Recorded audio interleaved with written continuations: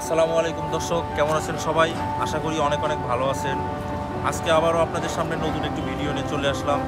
আজকে আপনাদের দেখাবো রায়ের বাজার বধ্যভূমি অর্থাৎ শহীদ বুদ্ধিজীবীদের স্মৃতিসৌধ।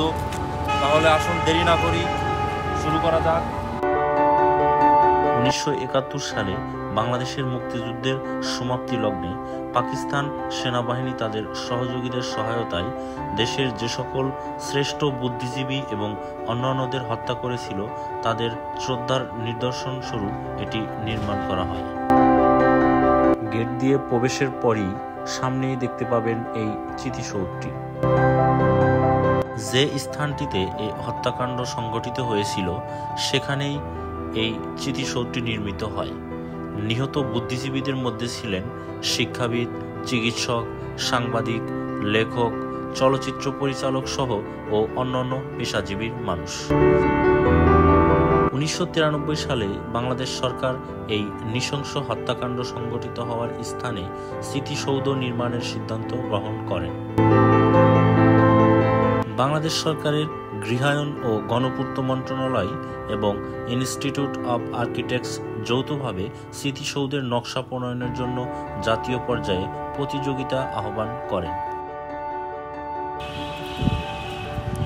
দর্শক, আমরা একদম এখন শহীদ বুদ্ধিজীবীদের স্মৃতিসৌধের একদম কাছাকাছি চলে আসছি।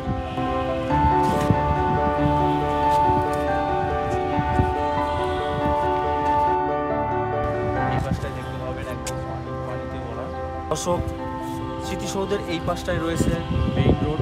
মেইন রোডের সামনে আপনারা দেখতে পাবেন স্মৃতিসৌধ। এই স্মৃতিসৌধ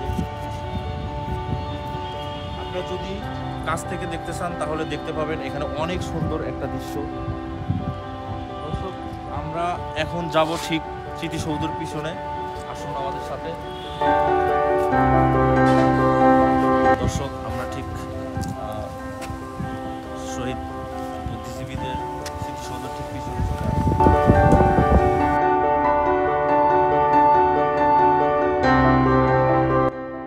দর্শক, এটা হলো শহীদ বুদ্ধিজীবী স্মৃতিসৌধের ঠিক পিছনের সাইডটা।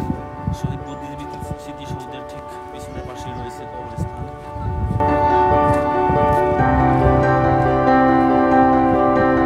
দর্শক, এর পরবর্তী কোনো একটি ভিডিওতে আপনাদের পুরো কবরস্থান ঘুরে ঘুরে দেখাবো ইনশাআল্লাহ। দর্শক, এই বটগাছে প্রথমে বুদ্ধিজীবীদের নিয়ে আসা হতো, চরম নির্যাতন করা হতো। এরপর এখানে দেখতে পাচ্ছেন এই ইটখোলা, এখানে নিয়ে এসে তাদের হত্যা করা হতো। ভিডিওটি ভালো লাগলে অবশ্যই শেয়ার করে দিবেন। আবারও দেখা হবে পরবর্তীতে কোনো একটি ভিডিও নিয়ে। ততক্ষণে সবাই ভালো থাকবেন। আসসালামু আলাইকুম।